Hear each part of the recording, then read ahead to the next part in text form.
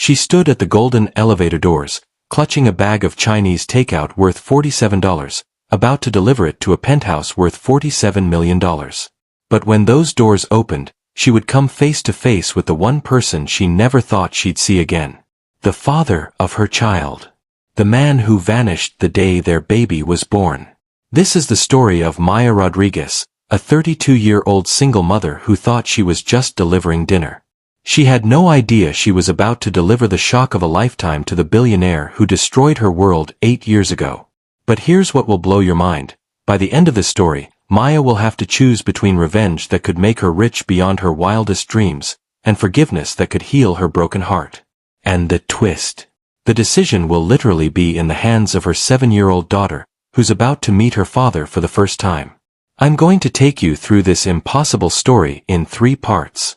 First, the delivery that changed everything, and trust me, what happens in that penthouse will leave you speechless. Second, the secret that's been hidden for 8 years, a secret so devastating it could destroy 2 families. And finally, the choice that will test everything you believe about forgiveness and second chances. Have you ever wondered what you'd do if the person who hurt you most was also the person your child needed most? Keep that question close, because Maya's about to discover the answer. Let's begin. Before we start this incredible story, please take a moment to like this video, leave a comment, and let us know where you're watching from around the world. Your engagement helps us bring you more amazing true stories like this one. Enjoy your story. Every evening at 6 p.m., Maya Rodriguez would strap her 7-year-old daughter Sophia into the back seat of her 15-year-old Honda and drive through the wealthy districts of Manhattan, delivering food to people who spent more on dinner than she made in a week. The irony wasn't lost on her. Here she was, driving past the Columbia University Medical Center where she should have been completing her residency, instead carrying bags of someone else's dinner to apartments that cost more than most people's houses. But life has a way of rewriting your story when you least expect it. Maya wasn't just any delivery driver. She had been a promising medical student at NYU, with dreams of becoming a pediatric surgeon. Her professors called her brilliant. Her peers called her unstoppable. But 8 years ago, everything changed. A pregnancy, an abandoned future, and a man who promised forever and delivered nothing. Mommy, why do we always drive through the pretty buildings but never go inside them? Sophia would ask from the back seat, her nose pressed against the window as they drove past the luxury high-rises of the Upper East Side. Maya would glance in the rearview mirror at her daughter's curious brown eyes that looked exactly like someone she was trying to forget, and say, "Because we're building our own pretty life, baby." Sometimes the most beautiful things take the longest to build. But inside, Maya's heart would break a little more each day. Not for herself. She had made peace with her choices, but for Sophia. Every Father's Day at school, every bring your dad to work event, every innocent question about why she didn't have a daddy like the other kids. Maya had become an expert at changing the subject, at being enough for both parents, at pretending that the hole in their little family wasn't slowly eating away at her soul. Their apartment was a 1-bedroom in Washington Heights, with thin walls and thinner bank accounts. Maya slept on the pull-out couch so Sophia could have the bedroom, decorated with dollar store princesses and hand-me-down toys from the family Maya cleaned houses for on weekends.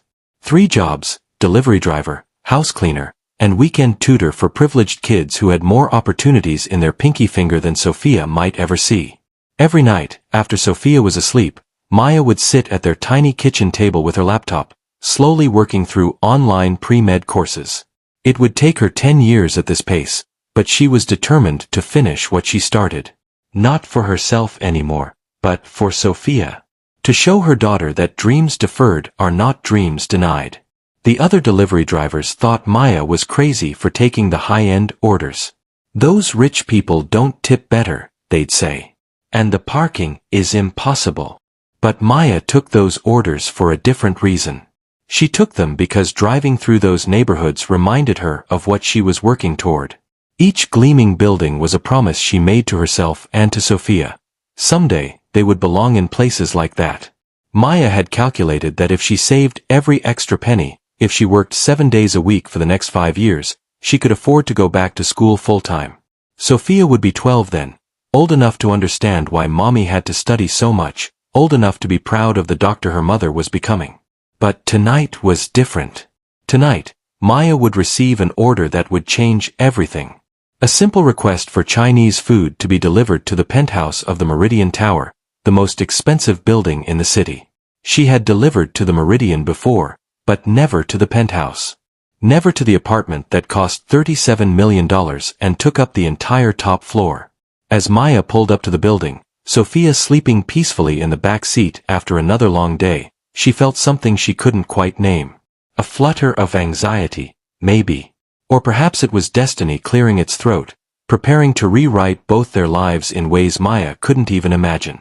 The doorman knew her by name now. "Evening, Ms. Rodriguez," and directed her to the special elevator that went directly to the penthouse. As those golden doors closed around her, Maya checked her reflection in the polished surface. Tired eyes, hair pulled back in a practical ponytail, uniform that had seen better days. She looked exactly like what she was, a woman doing whatever it took to survive. The elevator climbed 57 floors in what felt like seconds, each floor taking her further away from her real life and closer to a world she had once thought she might belong to. When the doors opened, she stepped into a private foyer more beautiful than most people's entire homes. And when she knocked on that door, the first words she'd hear wouldn't be, "Thank you for the delivery." They would be words that would shatter 8 years of carefully constructed walls around her heart. The door opened, and Maya's world stopped. Standing there in a $5,000 suit, looking exactly like the boy she'd loved in college but with eyes that held the weight of billions, was David Chen. The man who had promised to marry her, who had held her hand during her first ultrasound, and who had disappeared the morning after Sophia was born. Time collapsed. 8 years vanished. Maya was 24 again, standing in their tiny apartment near campus, holding their newborn daughter, waiting for David to come back from his quick run to get supplies. But he never came back. The man who had sworn he would love her forever, who had talked about their future together, who had cried tears of joy when Sophia was born, had simply vanished. "Maya." David's voice was barely a whisper, but it hit her like a thunderclap. "Oh my God. Is that really you?" The bag of Chinese food fell from Maya's hands, containers scattering across the marble floor of the penthouse. Sweet and sour sauce splattered across tiles that probably cost more than her monthly rent. But neither of them noticed. They were both frozen in a moment that neither had ever expected to live through. David looked older, of course. The boyish features had sharpened into something more distinguished. His hair was perfectly styled, his clothes were immaculate, and everything about him screamed wealth and power. But his eyes, those were the same eyes that had looked at Maya with such love, such promise, such certainty about their future together. "What are you doing here?" Maya finally managed to ask, her voice trembling with 8 years of suppressed pain and anger. I live here," David said, still staring at her as if she were a ghost. "Maya, what happened to you? Where have you been? I looked for you everywhere after." "After what?" The words exploded out of Maya with more force than she intended. "After you abandoned me? After you left me alone with a newborn baby? After you destroyed everything we had planned together?" David's face went pale. "Maya, you don't understand. I never wanted to leave. I thought you didn't want me there. I thought you had moved on, that you were with someone else, that the baby wasn't." "Don't." Maya held up her hand, stopping him mid-sentence. "Don't you dare stand there in your designer suit in your $1 million apartment and try to rewrite history. You left, David. You walked away from us. From me. From your daughter." But here's what made this moment even more impossible. As Maya stood frozen in the doorway, a small voice called from inside the penthouse. A child's voice asking, "Daddy, who's at the door?" And that's when Maya realized something that would shatter her world all over again. David Chen, the man who abandoned his own daughter, had been raising someone else's child. A little boy, maybe 5 years old, appeared at David's side. He had David's eyes, David's smile, and he was calling him daddy with a kind of casual affection that spoke of years of bedtime stories and morning pancakes and all the things that Sophia had never had. Maya felt like she was drowning. The air in the penthouse was too thin, too expensive, too full of the life that David had built without her and Sophia. This child, this son, had everything that Sophia should have had. A father who was present. A home that was secure. A future that was guaranteed. "Who is she, Daddy?" the little boy asked, looking up at Maya with innocent curiosity. David knelt down to the child's level, never taking his eyes off Maya. This is an old friend, Tommy. Can you go play in your room for a few minutes? Daddy needs to talk to her." Tommy nodded and skipped away, his little feet making soft sounds on the marble floor. Maya watched him go, seeing in his carefree movements everything that her own child had been denied. "Maya," David said, standing back up. "Please come in. We need to talk." "No," Maya said, backing toward the elevator. "No, I can't do this. I need to go. I need to get back to my daughter." "Your daughter?" David's voice cracked. "Maya, is she?" "She's 7 years old," Maya said, her hand finding the elevator button. "Her name is Sophia. And she asks about her daddy every single day, wondering why he doesn't love her enough to stay." The elevator doors opened behind Maya, offering her escape from this impossible moment. But David stepped forward, his hand reaching out as if to stop her. "Maya, please. There are things you don't know. Things that happened after you. I thought you were gone. I thought you didn't want me to find you. I've been looking for you for 8 years. Maya stepped into the elevator, her heart breaking all over again. "Don't lie to me, David. You have a son. You have a life. You clearly moved on just fine without us." "It's not what you think," David said desperately. "Tommy isn't my biological son. It's complicated.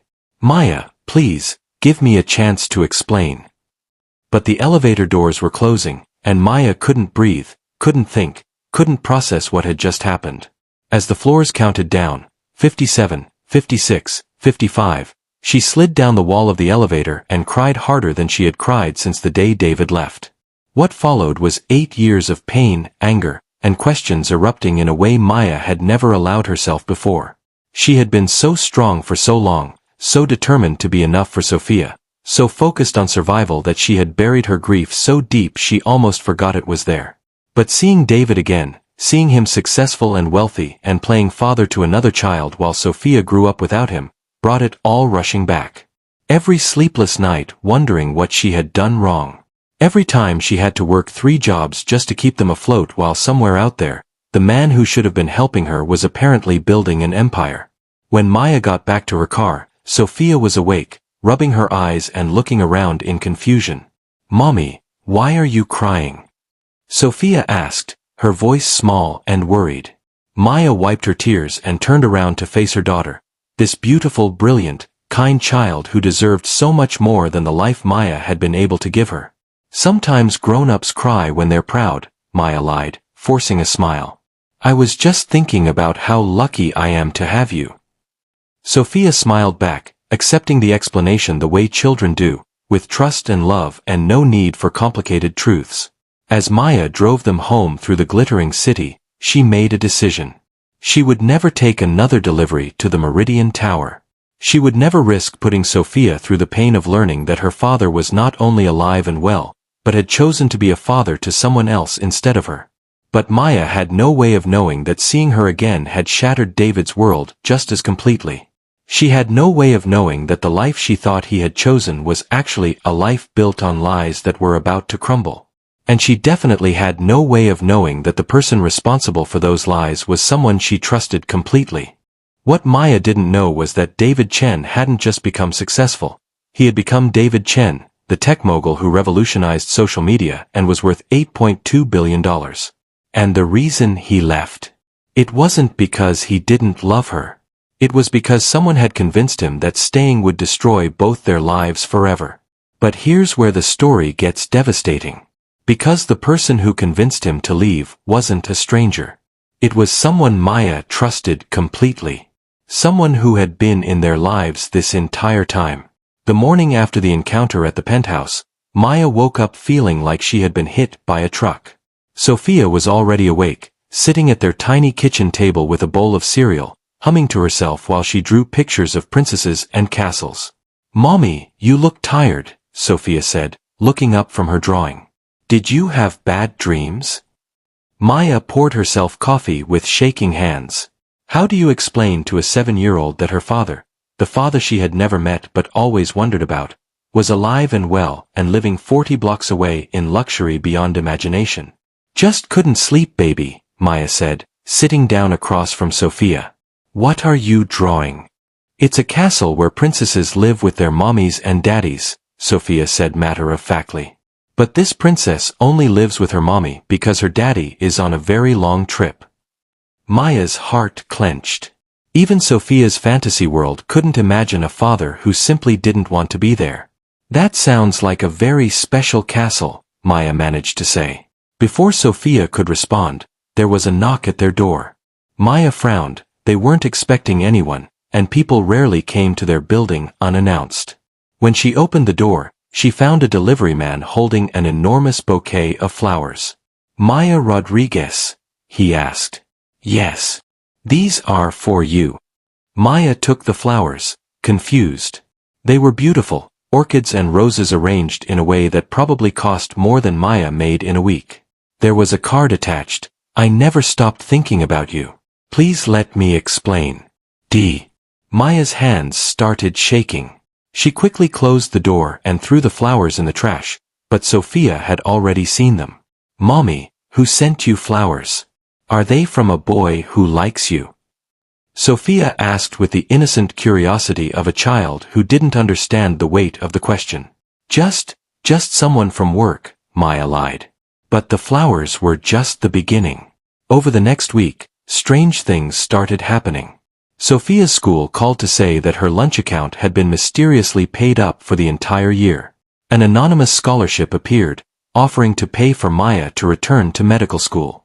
Toys and books started appearing at their apartment building's mailroom, addressed to Sophia but with no return address. Maya recognized David's handwriting on the packages. After 8 years, she still remembered the way he wrote her name, the careful loops of his letters. He was trying to help without revealing himself, but Maya wasn't fooled. She threw away the gifts and returned the scholarship paperwork unopened. She had survived 8 years without David Chen's help, and she wasn't about to start accepting it now. But David's secret generosity came with a price.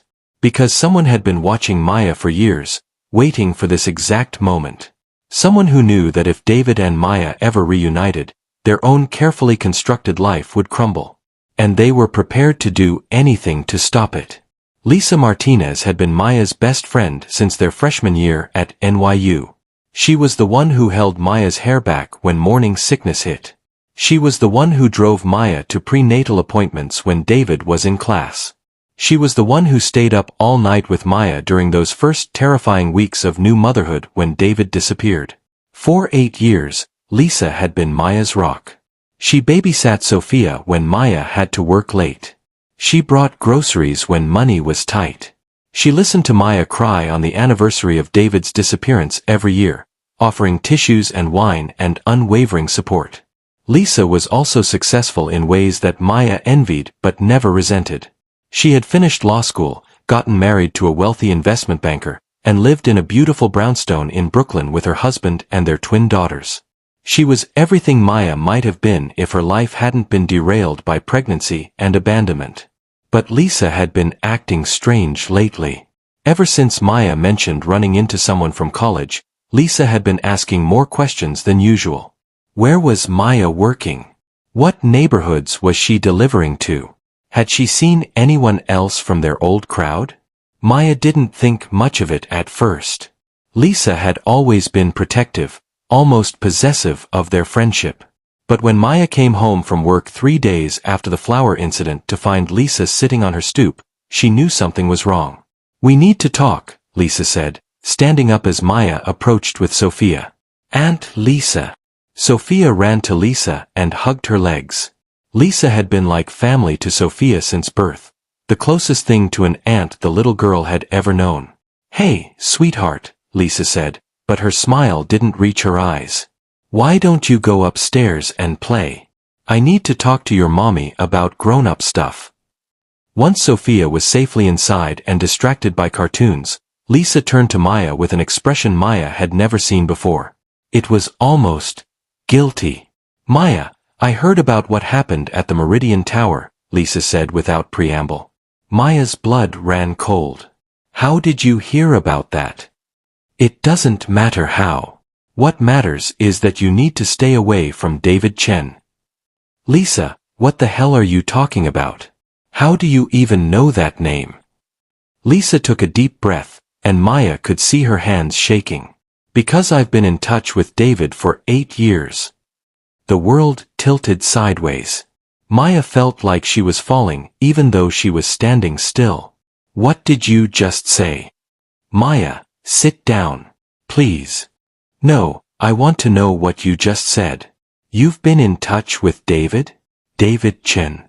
The father of my child? The man who abandoned us?" Lisa's composure cracked. "It's not what you think. I was trying to protect you. I was trying to protect Sophia." "Protect us from what? From having a father in our lives? From not living in poverty? From having the life we were supposed to have?" But the truth came from the most unexpected source, Sophia herself. While playing at a friend's house the next day, she overheard a conversation that would change everything. Maya's best friend Lisa, the woman who had supported her through pregnancy, helped raise Sophia, and been like a sister for 8 years, had been the one who convinced David to leave. What Sophia heard was Lisa on the phone in the kitchen, speaking in hushed, urgent tones to someone she called David. Sophia, hidden behind the couch in the living room, heard fragments that she didn't fully understand but knew were important. "Maya can never know. You have to stay away. It's better for everyone. She's moved on. The child isn't yours anyway." When Maya picked Sophia up that evening, her daughter was unusually quiet during the car ride home. "Mommy," Sophia finally said as they pulled into their neighborhood, "why was Aunt Lisa talking about you on the phone? She said your name a lot, and she seemed upset." Maya glanced in the rearview mirror. "What do you mean, baby?" "She was talking to someone about you and about my daddy. She said he had to stay away from us." Maya pulled over so fast that the car behind her honked angrily. She turned around to face Sophia, her heart pounding. "Sophia, what exactly did you hear Aunt Lisa say?" And so Sophia, with the perfect memory of a child, repeated the conversation she had overheard. With each word, Maya felt her world cracking apart all over again. Not only had David abandoned them, but her best friend, the woman who had comforted her through that abandonment, had been orchestrating it all along. But Lisa's betrayal was deeper than anyone imagined. Because she hadn't just convinced David to leave Maya. She had convinced him that Sophia wasn't his daughter. And for 8 years, David had believed he walked away from a woman who had cheated on him, not from the child who shared his DNA. That night, after Sophia was asleep, Maya confronted Lisa. She called her and demanded that she come over immediately. "We need to talk," Maya said when Lisa arrived, looking nervous and defensive. "Maya, whatever Sophia thinks she heard. Stop lying to me." Maya's voice was steady, but her hands were clenched into fists. "I know you've been talking to David. I know you had something to do with why he left. And I want the truth. All of it. Right now." When Maya confronted Lisa, the truth exploded like a bomb. Lisa had been in love with David since college. She had forged DNA test results, created fake evidence of Maya's infidelity, and spent 8 years positioning herself as the shoulder David could cry on, waiting for her moment to win his heart. "I loved him first," Lisa said, tears streaming down her face. "Before you ever noticed him, I was in love with David Chen. But he only saw you. Even when you were oblivious, even when you were dating other people, David only saw you." Maya stared at her best friend, the woman who had held her hand during labor, who had been Sophia's godmother, who had been like a sister to her for over a decade. So you destroyed my life? You destroyed my daughter's life? Because you had a crush. It wasn't just a crush. Lisa shouted. I loved him. And you were too young, too naive to understand what you had. You would have held him back. He needed to focus on his career, on building something important. I did what was best for everyone. What was best for everyone? Lisa, we lived in poverty. I dropped out of medical school. Sophia grew up without a father. And look at David now. Lisa said desperately. He's worth billions, Maya. He changed the world. He never could have done that with a baby to worry about. Maya felt sick. You told him the baby wasn't his. Lisa nodded, no longer even trying to hide the truth. I created fake DNA results. I hired someone to pose as your ex-boyfriend and claim he was the father. I made David believe you had cheated on him. And he believed that. Without even talking to me. He was 19 years old and scared out of his mind about becoming a father. When I showed him proof that you had been with someone else, when I convinced him that you were just using him as a safety net, he wanted to believe it. It was easier than facing the responsibility. Maya sat down heavily on her couch, trying to process the magnitude of Lisa's betrayal. For 8 years, you watched me struggle. You watched Sophia ask about her father. You knew where he was, you knew he could help us, and you said nothing. I was protecting you, Lisa insisted. Maya, David tried to come back. 3 months after Sophia was born, he started having doubts. He wanted to see her, wanted to see you. But I convinced him that you had moved on, that seeing him would only hurt everyone involved. That wasn't your choice to make. Wasn't it?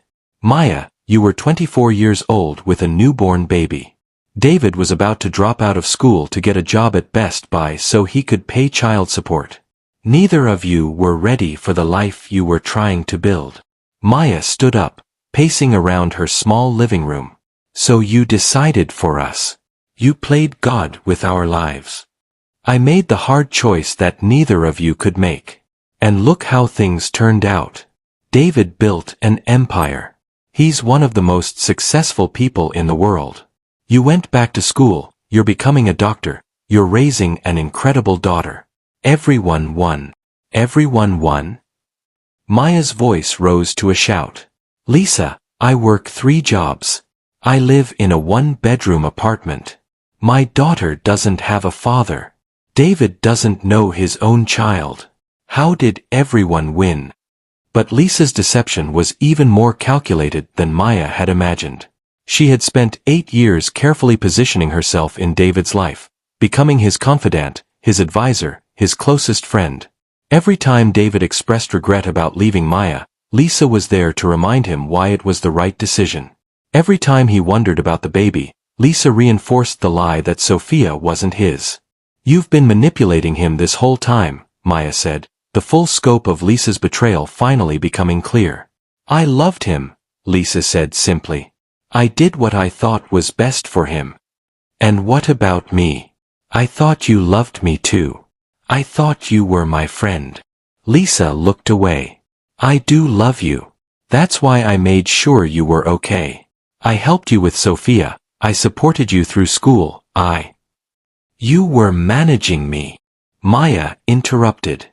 You were making sure I stayed dependent on you, making sure I never got strong enough to find David on my own. That's not true, isn't it? Every time I talked about trying to find Sophia's father, you convinced me to let it go. Every time I said I wanted to hire a private investigator, you told me it would be too expensive, too painful, too risky. You kept me trapped in this life while you were busy trying to win David's heart. Lisa broke down completely then, sobbing on Maya's couch. It wasn't supposed to happen like this. David was supposed to get over you. He was supposed to fall in love with me. But even after 8 years, even after everything, he still talks about you. He still regrets leaving. He still wonders about the baby. Maya felt a strange mix of vindication and devastation. Even after all this time, even believing that she had betrayed him, David still cared about her and Sophia. "Does he know?" Maya asked quietly. "Does David know what you did?" Lisa shook her head. "He thinks the DNA test was real. He thinks you cheated on him. He thinks Sophia isn't his daughter." "But you could have told him the truth at any time." "How could I? If David knew that Sophia was his, that I had lied to him for 8 years, that I had kept him from his daughter, he would never forgive me. And Maya, I need you to understand, David isn't the same person he was in college. The guilt over leaving you, the belief that he abandoned someone he loved, it's eaten away at him. He throws himself into his work, into his philanthropy, but he's never been truly happy."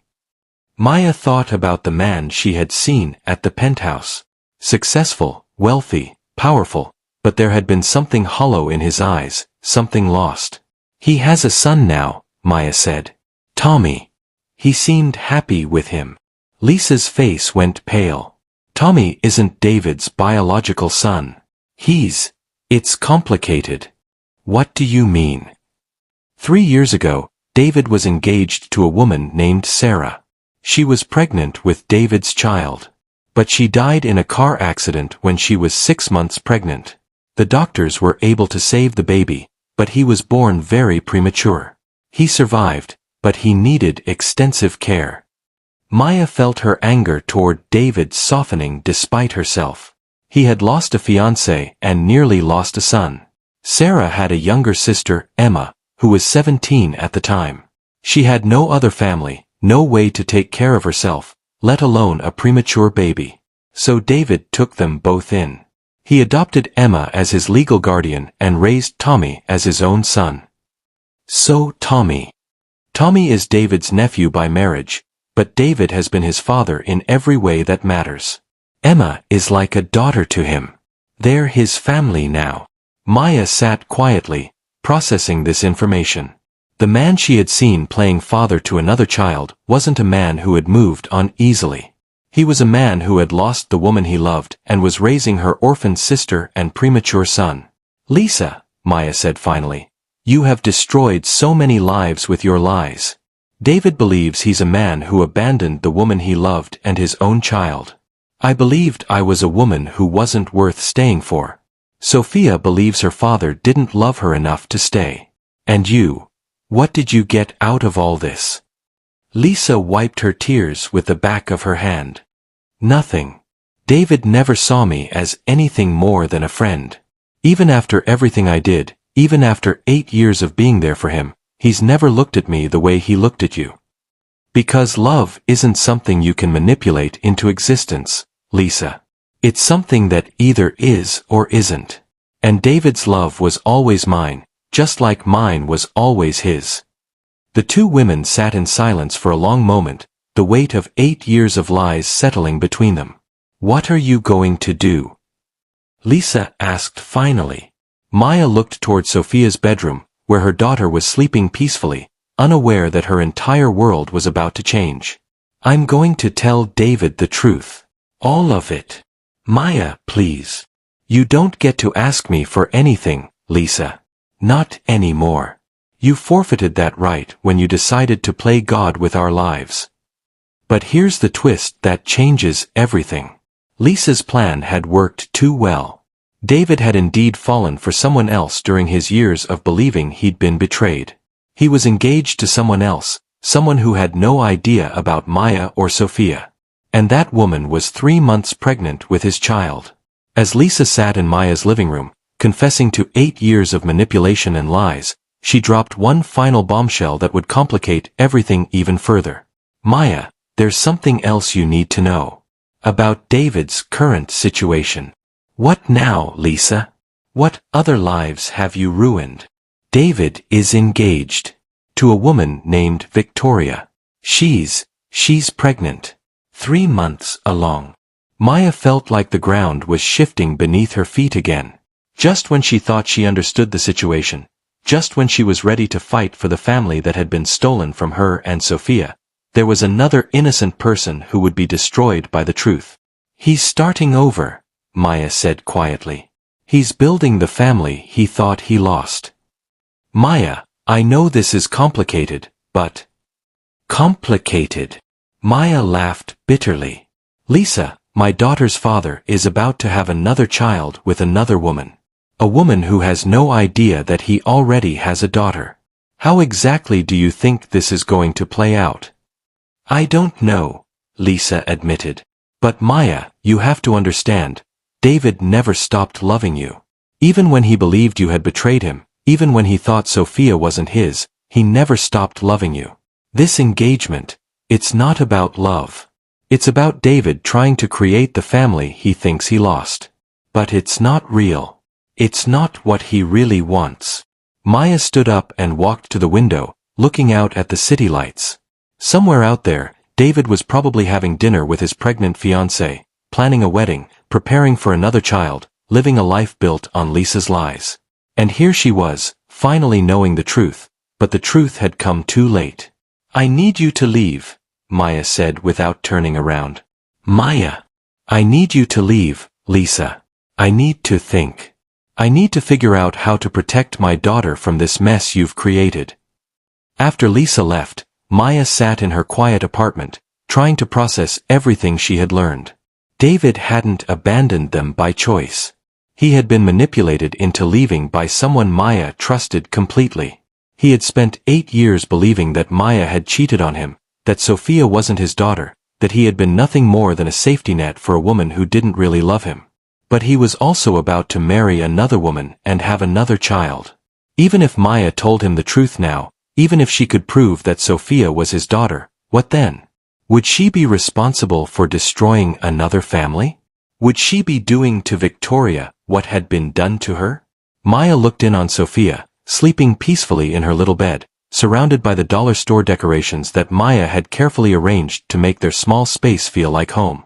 Tomorrow, Maya would have to decide whether to keep the secret that had defined their lives for 8 years, or tell the truth that might destroy several others.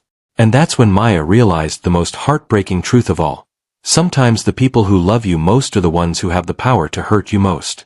Lisa had loved David, so she convinced herself that keeping him from Maya was protecting him.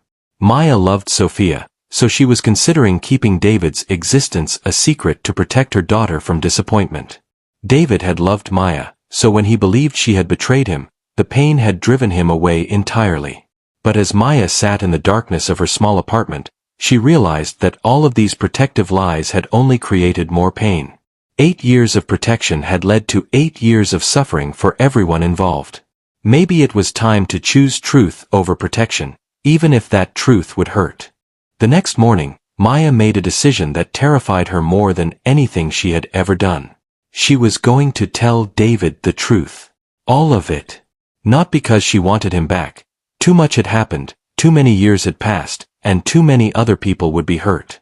But because Sophia deserved to know her father, and David deserved to know his daughter.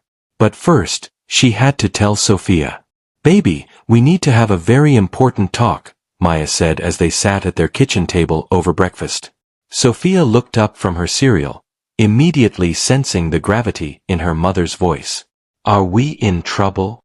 No, sweetheart. But I need to tell you something about your daddy. Sophia's eyes went wide. In 7 years, Maya had deflected every question about Sophia's father, always promising to explain when she was older, always changing the subject. The fact that Maya was bringing it up now meant something big was happening. You remember how I told you that sometimes daddies have to go away for work, and sometimes they can't come back right away? Sophia nodded. Well, I found out that your daddy didn't actually choose to go away. Someone lied to him and made him think that we didn't want him to come back. Someone lied? Why would someone lie about that? Maya took a deep breath. How do you explain adult deception and manipulation to a 7-year-old? Sometimes grown-ups make very bad choices because they think they're protecting people they love. This person thought they were helping everyone, but they actually hurt everyone instead. So my daddy wanted to stay with us? Yes, baby. Your daddy wanted to stay with us very much. And he's been sad about leaving us for a very long time. Sophia was quiet for a moment, processing this information with the serious concentration that children bring to life-changing news. Can we see him now? Can he come back? Maya's heart broke a little more. It's complicated, sweetheart. Your daddy has built a new life while we've been apart. He has other people in his life now that he cares about. But we're his family too, right? Yes, we are. And I think it's time he knew that. That afternoon, Maya called the one person she knew could get her in touch with David, Lisa. Despite everything that had happened, Lisa was still David's closest friend and confidant. Maya. Lisa answered on the first ring, her voice hopeful. I was hoping you'd call. I need you to set up a meeting with David. Somewhere private. Tomorrow. Maya, are you sure about this? Once you tell him the truth, there's no going back. There's already no going back, Lisa. 8 years ago, you made sure of that. Now I'm making my own choice. Lisa was quiet for a moment. There's something else you need to know before you see him. Maya's stomach dropped. What now? David's engagement. It's not going well. Victoria found out about Tommy's real parentage, about Sarah, about how David has never really gotten over losing her. She thinks David is still in love with a dead woman. She's been questioning everything about their relationship. Lisa, I don't want to hear about David's relationship problems. I just want to meet with him so I can tell him about Sophia. Maya, I'm telling you because Victoria left him yesterday. She said she couldn't marry a man who was still haunted by his past. The engagement is off. Maya felt a complicated mix of relief and guilt. Relief that she wouldn't be responsible for breaking up David's engagement, and guilt for feeling relieved about another woman's pain. Where does that leave the baby? Victoria is keeping the baby. She says David can be involved as much as he wants, but she needs to find someone who can love her without reservation. Maya closed her eyes. Another child growing up with a complicated relationship with David Chen. Another innocent person hurt by the web of lies and pain that had started 8 years ago. Set up the meeting, Lisa. The next evening, Maya found herself back at the Meridian Tower, but this time she wasn't carrying takeout. This time, she was carrying the truth that would change everything. David answered his door, looking like he hadn't slept in days. His perfect hair was disheveled, his expensive clothes were wrinkled, and his eyes held a pain that Maya recognized because she had carried it herself for 8 years. Maya, he said softly. Lisa said you wanted to see me. We need to talk, David. About everything. He led her into his penthouse, and Maya was struck again by the overwhelming luxury of his life. But now she could see what she had missed the first time, how empty it all felt. The furniture was beautiful but impersonal. The art was expensive but cold. The space felt more like a museum than a home. Tommy's at a sleepover, David said, following her gaze. Emma's at college. It's just us. They sat across from each other in his living room, the city glittering below them through floor-to-ceiling windows. Maya took a deep breath and began to tell him everything. About Lisa's confession, about the forged DNA results, about 8 years of lies and manipulation. David listened in stunned silence as Maya laid out the truth. With each revelation, she could see him crumbling inside. The guilt he had carried for 8 years, guilt over abandoning Maya, guilt over walking away from responsibility, transformed into something even worse, the realization that he had been robbed of 8 years with his daughter. Sophia is mine, he said finally, his voice barely a whisper. Yes. And you've been raising her alone all this time because I believed Lisa's lies. Yes. David put his head in his hands. Oh God, Maya. What have I done? What have we lost? We've lost 8 years, David. But we don't have to lose any more. David looked up at her, tears streaming down his face. How can you even look at me? How can you not hate me for what I've done? Because I know you now, David. The man who took in Emma and Tommy when they had no one else. The man who spent 8 years building companies that help people, giving away billions of dollars to charity. You're not the scared 19-year-old boy who believed Lisa's lies. And I'm not the hurt 24-year-old girl who couldn't understand why you left. But Maya, the time we've lost. Sophia doesn't even know me. I've missed everything. Her first steps, her first words, her first day of school. You can't get those back, Maya said gently. But you can be there for everything that comes next. David was quiet for a long moment, staring out at the city lights. What about us? He asked finally. Maya had been dreading this question because she didn't have a simple answer. I don't know, David. Too much has happened. We're different people now. You have Tommy and Emma to think about. I have Sophia. And Victoria is pregnant with your child. Victoria and I are over. She left because she said I was still in love with the past. Are you? David looked at Maya with the same intensity she remembered from college, when they would stay up all night talking about their dreams and their future together. I'm in love with the woman you've become, Maya.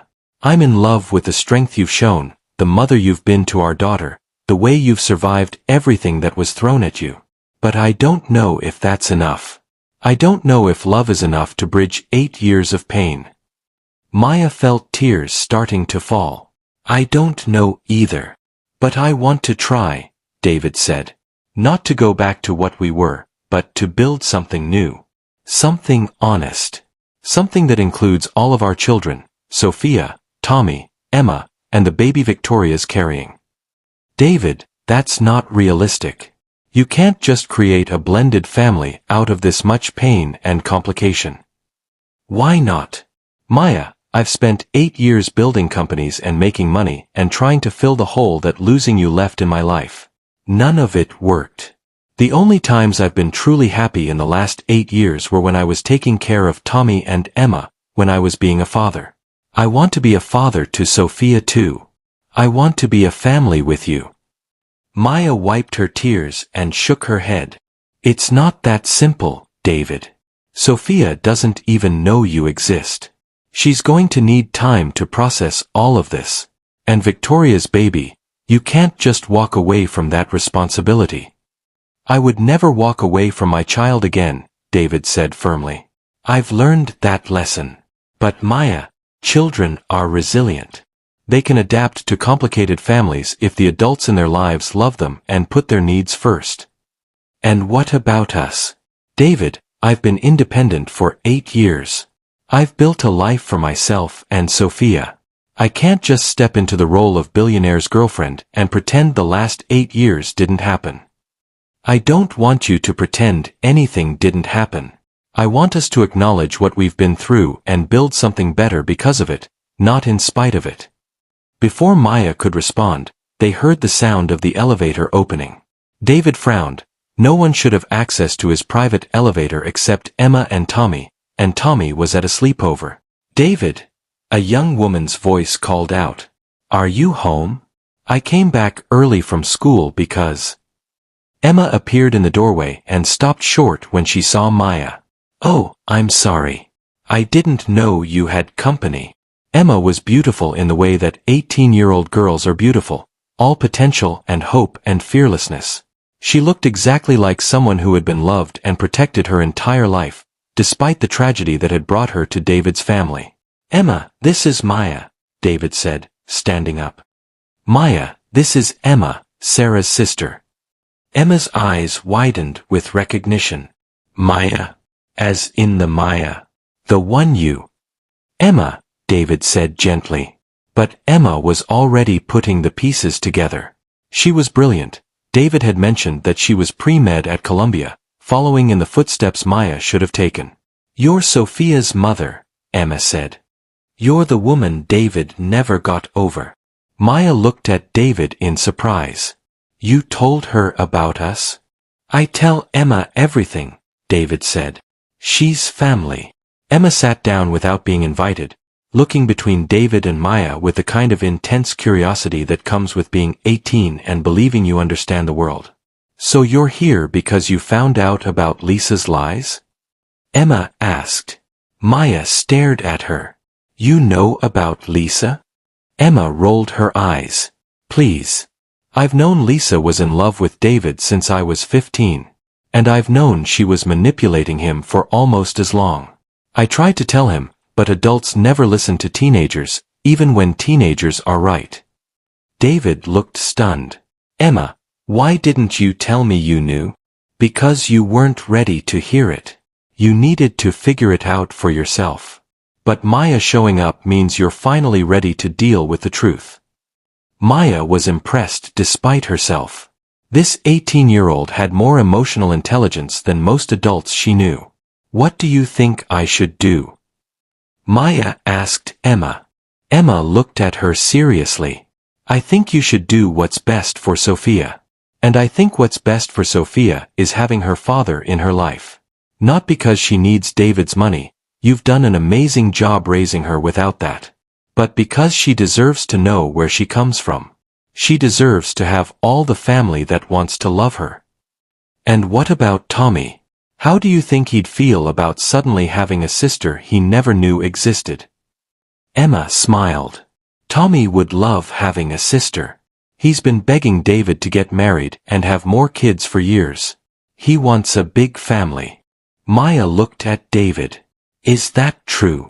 David nodded. Tommy asks about siblings all the time. He doesn't understand why David won't just find a mommy and give him brothers and sisters. But what about when Victoria's baby is born? That's going to be confusing enough for Tommy without adding Sophia to the mix. Emma leaned forward.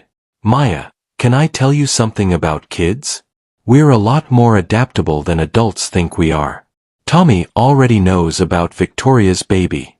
David explained that sometimes grown-ups have babies even when they're not married anymore.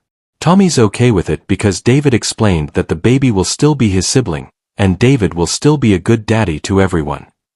Maya was quiet, trying to imagine how all of this would work in practice. The real question, Emma continued, is whether you and David can figure out how to be co-parents, and maybe more than that, without letting all this adult drama hurt the kids involved. And that's when 7-year-old Sophia made a decision that would humble every adult in her life. She asked her father, the word she had never been able to say before, just one simple question that would determine everyone's future. Maya's phone rang, interrupting the conversation. It was Maya's neighbor, Mrs. Chen, no relation to David, just an elderly woman who sometimes watched Sophia when Maya worked late.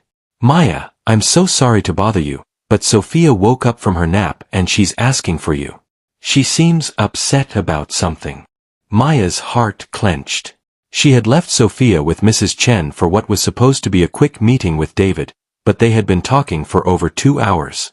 I'll be right there, Maya said, standing up to leave. Wait, David said.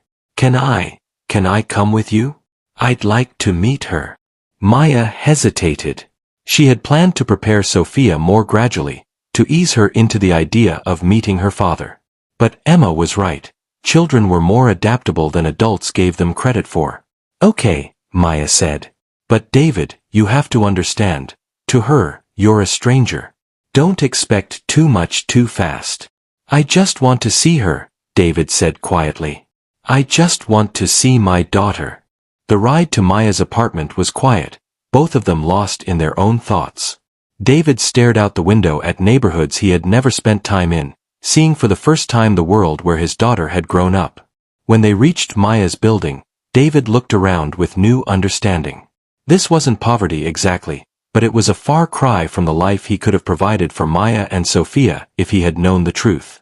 Maya, he said as they climbed the stairs to her apartment. All these years, when I could have been helping. Don't, Maya said. We survived. We're okay. Focus on the future, not the past. When Maya opened the door to her apartment, she found Sophia sitting on the couch with Mrs. Chen, looking small and worried. Mommy. Sophia ran to Maya and hugged her tightly. I had a bad dream. I dreamed that you went away and didn't come back. Maya knelt down to Sophia's level.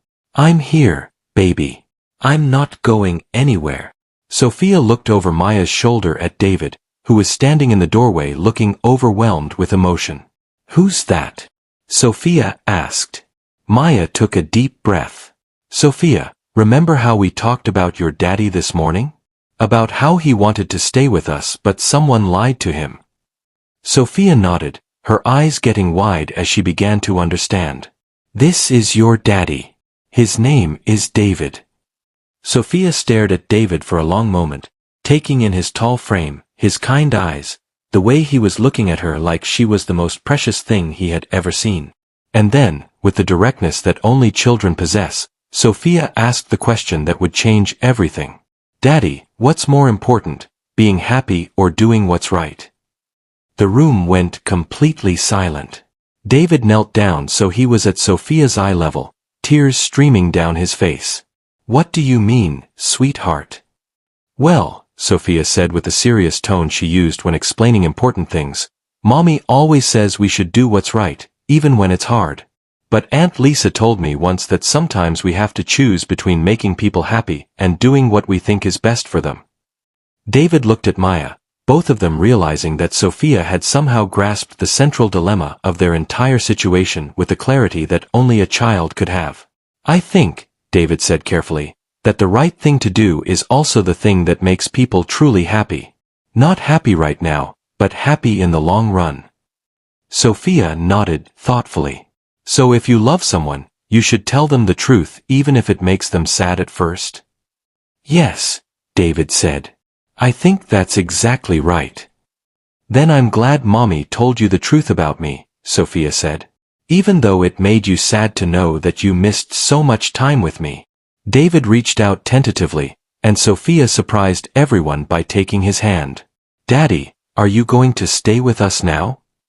David looked at Maya, then back at Sophia. I'm going to be in your life from now on, sweetheart. But it's complicated because there are other people I care about too, and we have to figure out how to make sure everyone feels loved and safe. Like Tommy? Sophia asked. David's eyes widened in surprise. You know about Tommy? I saw him when Mommy delivered food to your house. He looked nice. I always wanted a brother. Maya watched this conversation with amazement. Sophia was handling this enormous revelation with more grace and wisdom than any of the adults involved. Would you like to meet Tommy properly? David asked. Sophia looked at Maya. Can I, Mommy? Maya nodded, still trying to process how natural this conversation felt, how right it seemed for David to be kneeling in their small living room, holding their daughter's hand. And in that moment, David realized that his daughter had more wisdom than any billionaire, any adult, any person who had been part of this 8-year web of lies and pain. Because Sophia instinctively understood what all the adults had forgotten, that love isn't about possession or control or protecting people from difficult truths.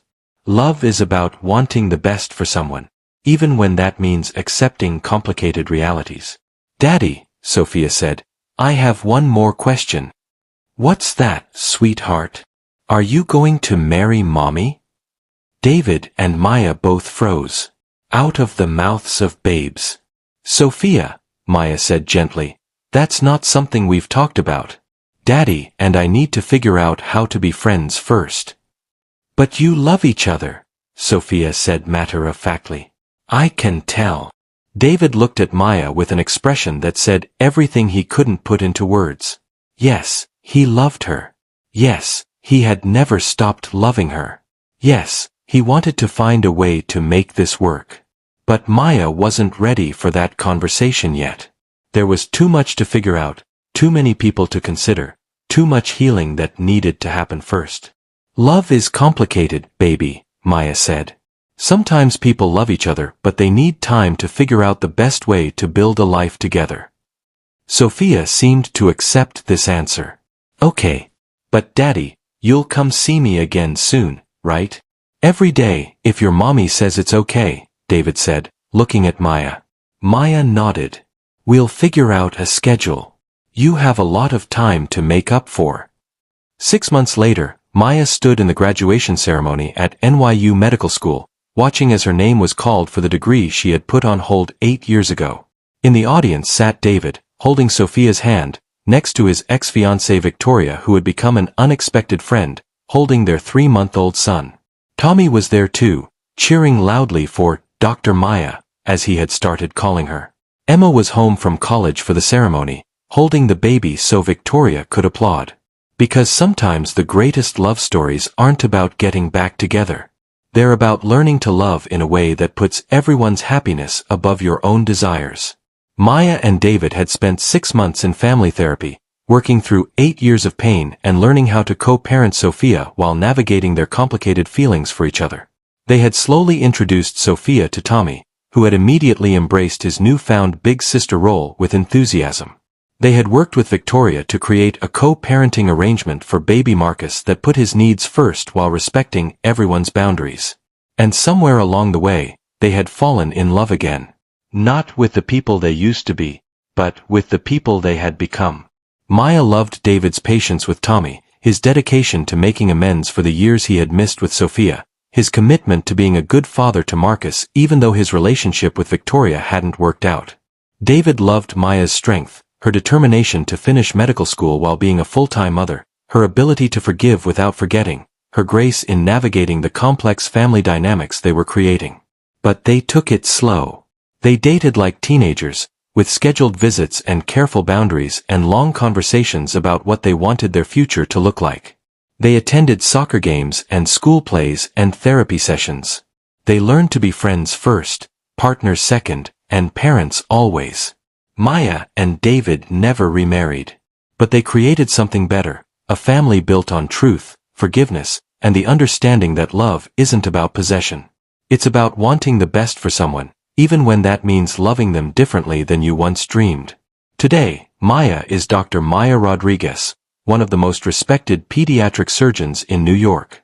David has donated half his fortune to single mothers pursuing education, establishing the Maya Rodriguez Foundation in honor of the woman who showed him what real strength looks like. Sophia is the bridge between two worlds, the living proof that sometimes the most beautiful things come from the most broken places. Tommy calls Maya Mom Maya, and considers Sophia his best friend and partner in crime. Sophia dotes on baby Marcus and has declared herself his official big sister and protector. Emma is in her 3rd year of medical school, following the path that Maya blazed for her. Victoria and Maya have become unlikely friends, bonded by their shared experience of loving complicated men and raising resilient children.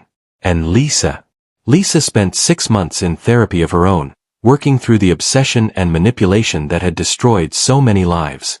She wrote letters to everyone she had hurt, letters of apology that took responsibility without making excuses.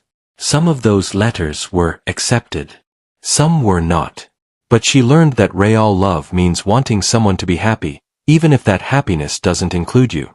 The most beautiful part of this story isn't the reunion, or the romance, or even the forgiveness. It's the family that emerged from the ashes of lies and pain, a family that looks nothing like what any of them originally planned, but everything like what they actually needed. Maya and David's love story didn't end with a wedding or a traditional happily ever after. It ended with something better, a commitment to choose each other every day, to put their children's needs first, to build something honest and real and lasting. Because sometimes the most powerful thing we can do is remind each other that it's never too late to make things right. Sometimes the people who hurt us most are also the people who can heal us most completely. And sometimes the most beautiful families are the ones that are chosen and built with intention, rather than the ones that follow traditional patterns. If this story moved you, if it made you think about forgiveness differently, share it with someone who needs to hear it. Because in a world full of broken promises and shattered dreams, we need more stories about second chances. We need more examples of people who choose truth over comfort, forgiveness over resentment, and love over fear. What would you choose? The life you lost or the life you could build? The comfort of familiar pain or the risk of unknown joy? The safety of protecting your heart or the vulnerability of opening it again? These are the questions that Maya and David faced, and their answers changed not just their own lives, but the lives of every child who got to grow up in the family they created together. Next week, I'm going to tell you about a woman who inherited her ex-husband's billion-dollar empire the day after he tried to have her killed. It's a story about revenge, justice, and the power of refusing to let someone else's evil destroy your capacity for good. But for now, remember this, every ending is also a beginning. Every heartbreak is also an opportunity. And every choice to forgive is also a choice to be free. The delivery that night wasn't just Chinese food to a penthouse. It was hope, delivered to the exact place it needed to be, at the exact moment when hearts were ready to receive it. Sometimes that's how healing works, not with grand gestures or perfect timing, but with ordinary moments that become extraordinary because we choose to let them transform us. Maya Rodriguez never got the life she planned. But she got something better, the life she was brave enough to build.